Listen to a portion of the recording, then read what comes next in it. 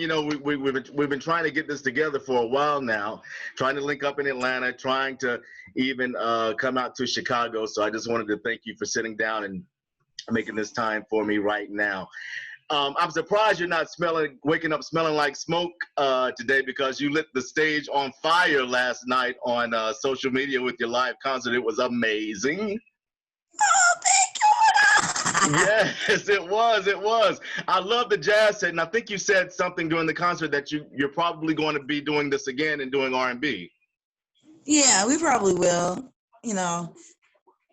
It was fun. It was fun when it was over. I was in the bed because, you know, it was like 11:30 my time.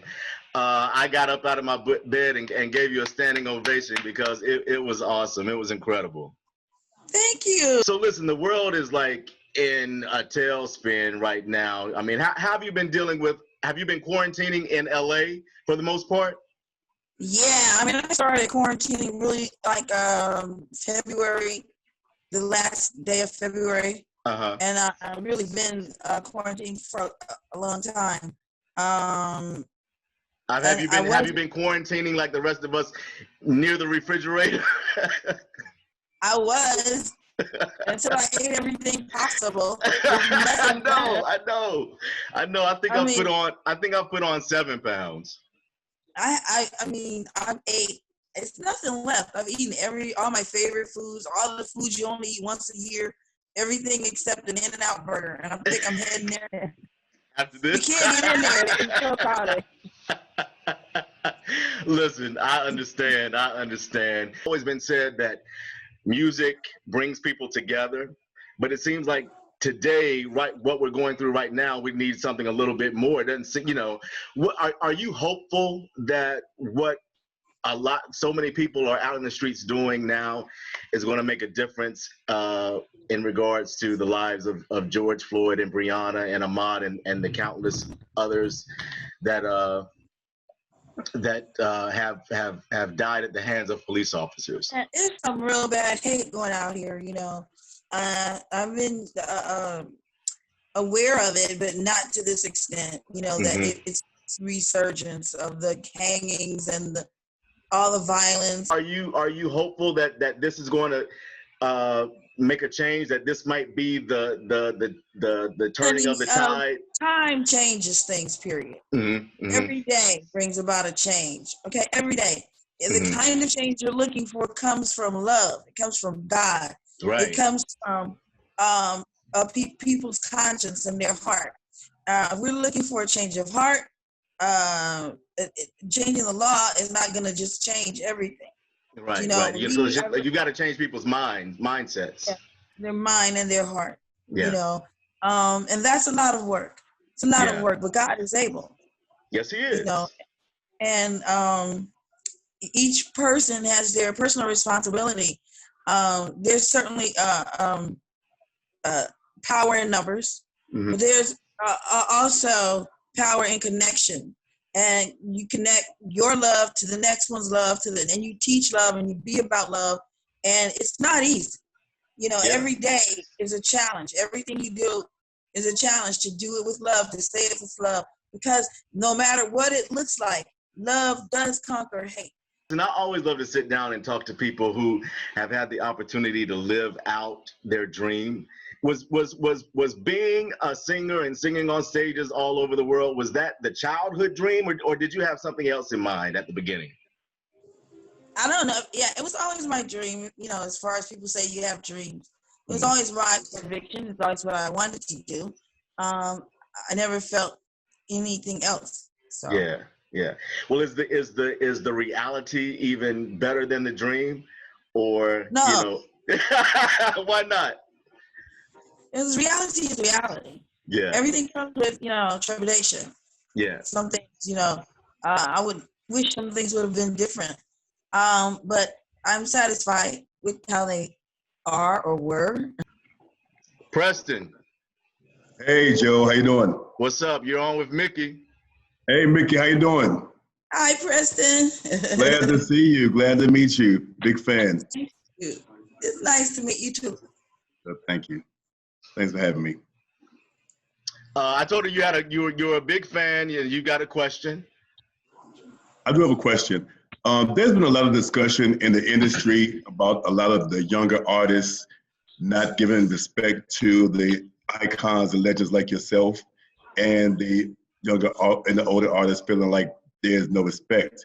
So I'd like to get your take on that, and also ask if there's any other artists today that you would consider working with or even reaching out to have that discussion. Oh man, I love everybody. I do. I love Erica Badu and Jill Scott and Lettucey and everybody. I would love to work with any of them. And as far as the respect thing, you know what?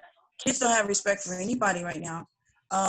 Adults have really let children down in a big way. A lot of, in general, not necessarily all of us, but in general, adults have really let children down. When we were going through, and even including me, some of us went through bad phases, and children really needed us. And we see today they have no respect for themselves, and certainly not for older generations. And we have accepted their nudity and borderline pornography as making music and art, and there's a place for it, but it's not for children.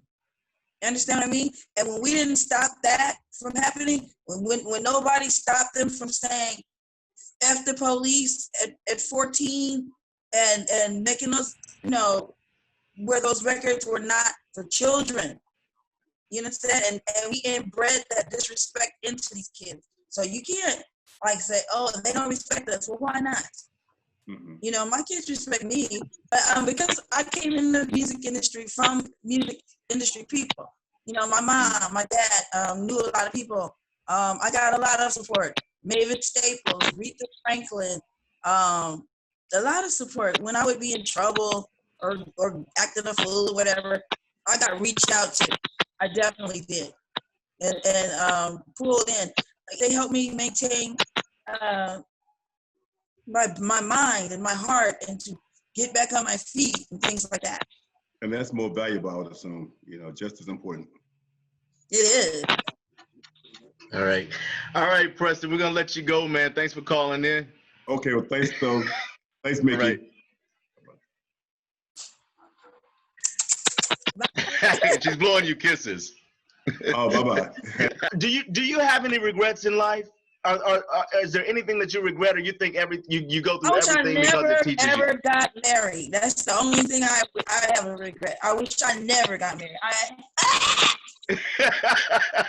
So marriage is not in your future. Remarrying is not in your future. If I can read the future, I wouldn't be sitting here right now. When you burst onto our scene in the 80s, I mean, to me that was the decade of the of the female singer, of the songstress. I mean, you, Anita Baker, Regina Belle, Whitney. I mean, the list goes on and on. Is it possible to form a camaraderie with them, a friendship with them, because you're in such competition? Oh, friends, of course. I love them all. Mm-hmm. They at one time people tried to make rivalries and things, record companies and stuff.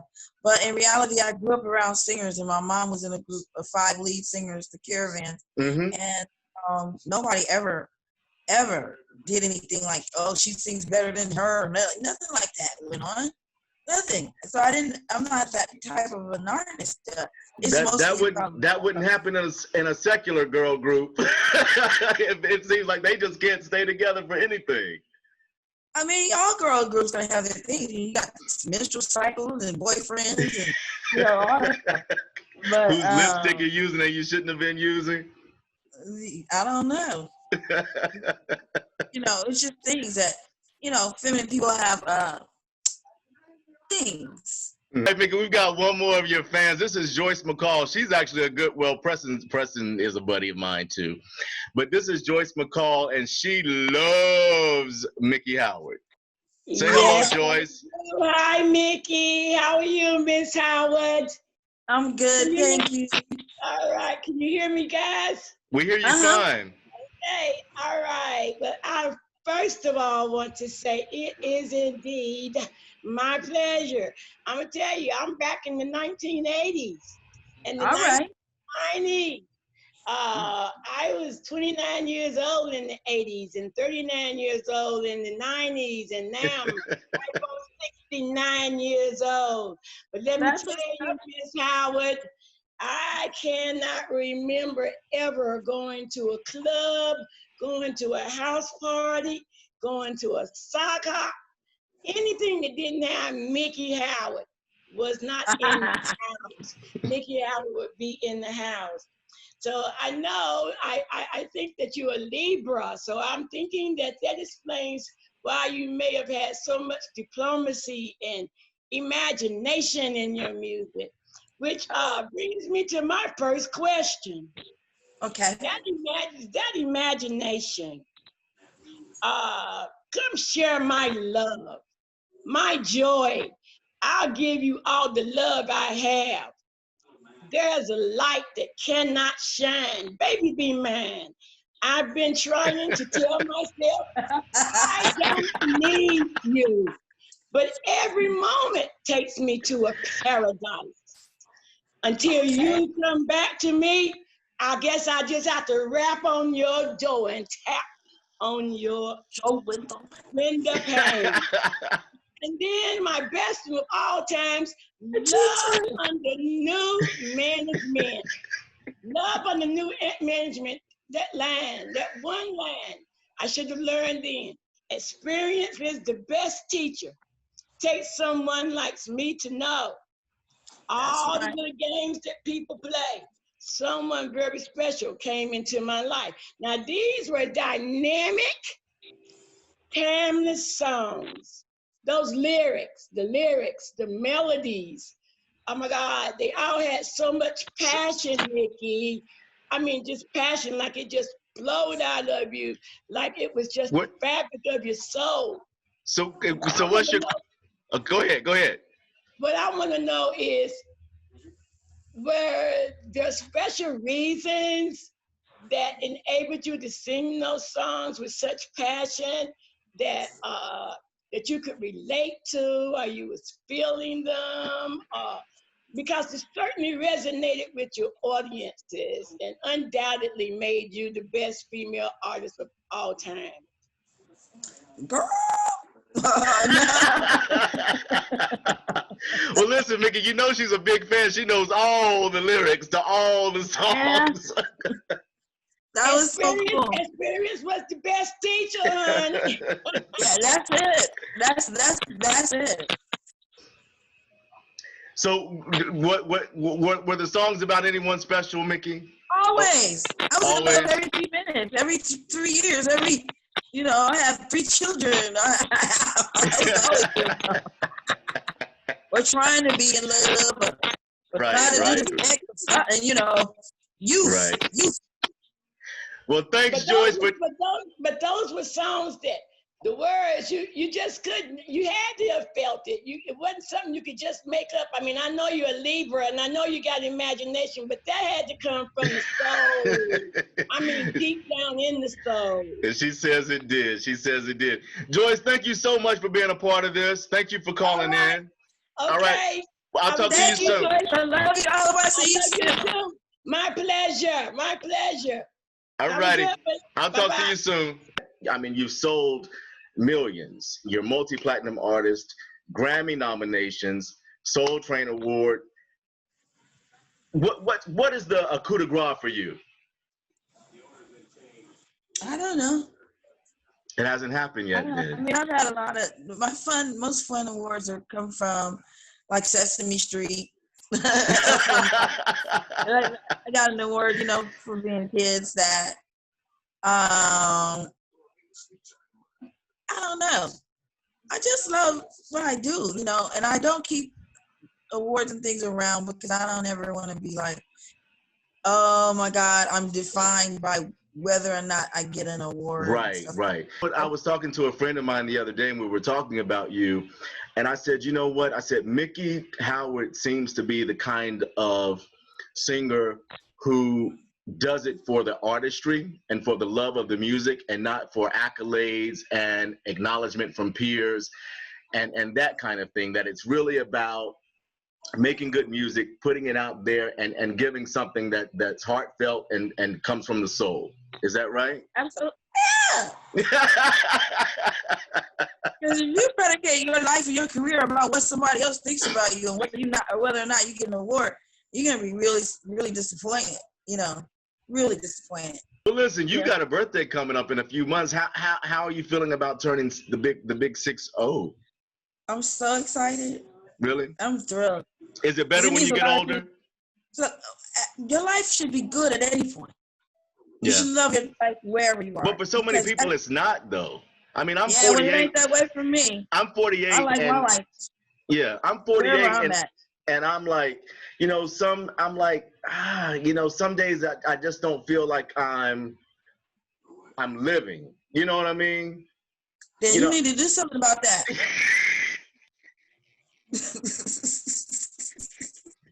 Yes, ma'am. Yeah. Yes, ma'am. What would you consider living, Well, I mean, some days, you just, I don't know, some days it just seems like it's hard to find the joy, some days when you wake up in the morning. But I know that's a part of life. Right. But that's regular. Yeah. But, for some people it seems like, Oh, now you're going to lie to me. You're going to stand here on this phone and lie to me. It's just because some days I don't have the joy. Look. All right. I ain't telling you. You tell that to somebody else. I ain't telling you all my business, Miki Howard. What you just said was so disturbing. What you just said was so disturbing to me as a person. Like cares. And it makes me say, like, why would the fuck would you be stuck somewhere? This earth is big. 7 billion people. A whole bunch of stuff to do. Anything you want to do. Drop, roll. Okay. Do what you want to do. Don't be scared. Like people, it makes me crazy because a lot of the kids, like we see the violence and the this and the that. These kids have not been off their block. Mm-hmm. Okay. And then, I come from, a family of former slaves and people that migrated to the north. Well, what the hell if they never did that? What, you know what it took to migrate to the north in those days? Yeah. And especially if you're black? Yeah, and everything like that. Do you know what it took to be a runaway slave?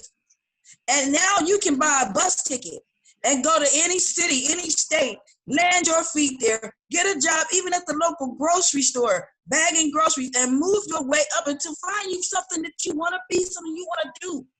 It is really difficult for me not to do something like that all the time because I'm so like, I'll try it, but that's the mentality that I would love for our young people to embrace, that I'm not stuck mentality. And have you always had that mindset? Absolutely. Wow. And today it seems like we are losing all of the greats. I was talking to somebody a couple of months ago, and I was like, just think about it. All of the great legends are leaving us.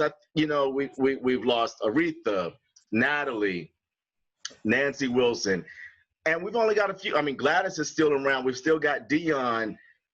How does that make you feel? Because Patti LaBelle. Yeah, it makes Patti me feel LaBelle. that's the natural progression of life. Ain't nobody gonna stay here forever. Make your mark, do your thing, love your God, live, because you're gonna go one day. And I hate to think of it, so I don't. So you don't. Well, we were talking about it because it seems like, I mean, the music that we have today, I just can't get with it. I mean, where is has R&B died? You should write to the people that play the music, and you should turn it off if you don't like it. It's our music has been way over sexualized. Sexuality and all of that has a place in the lives of adults. Okay, but it should not be poured into our children, and it is, and we have done nothing to stop it. We systematically allow them to remove everybody with class and grace and elegance from the popular scene. Anybody that represents Africans or African American music, we must be from the hood, or and I'm not knocking that, or you got to be sexualized, or we have to be talking about stuff that I don't even understand. I don't know what the hell in the roll and the pound and the roll. Neither do I. Well, is there any singer out there today that you even think kind of harkens back to the heyday of R&B? There's several singers I know, but they're not being heard. They're not being heard. We don't get the platform. We have 50,000 Adeles, okay, but we'll never hear them. Right. You know, and we talked about the prejudice going on with the police killing and things like that because this is the most paramount. But this is something that they say is systemic. It is throughout every form of work in America, and especially in the arts. And it got worse. You know, at first they used to call it race records, and we had our own stations, and we were able to, you know, play through our own people, you know, whatever people. And now they took our crowd and took it over to their side. Do you understand what I'm saying? Right. So we don't even have that. If a black blues singer came out, unless they're singing to a white crowd, we ain't gonna hear them. And the blues comes from us. Yeah. Regardless of what's going on in music today, we certainly hope that you keep doing your thing and keep singing those songs that we love. And what can we look forward to next from Miki Howard? Just keep your eyes on it, Charles. Follow me on Instagram, MIKITHAT. That's Follow right. me there, and it's so fun. I love Instagram. It's like a magazine that continuously changes all day. I love it. Yeah, like I love page, I think you post about every day, don't you? It's so fun. I love it. Yeah. Well, listen, I want to thank you. I'm going to let you get to that good food that your son just brought in. Thank you so much for sitting down and talking with me and going through all of this with me. I really appreciate it. I love you. And as soon as you come close to a stage that I can get to, I'm going to be front row and center. I promise. Where you at? I'm in North Carolina. Okay, well, that ain't going to be for no long time. But I do get out of North Carolina. I go anywhere I want to go, Miki. Just let me. All right. Well, you stay tuned. I will. Tuned. Maybe you can make it to Atlanta. Oh, yeah. I'm in Atlanta all the time. I love Atlanta. Yeah, I think we're booked down there for the holiday season. So. Okay. Well, cool. I will check you out. All righty. Thank you so much again. My pleasure. Bye, all right. Bye.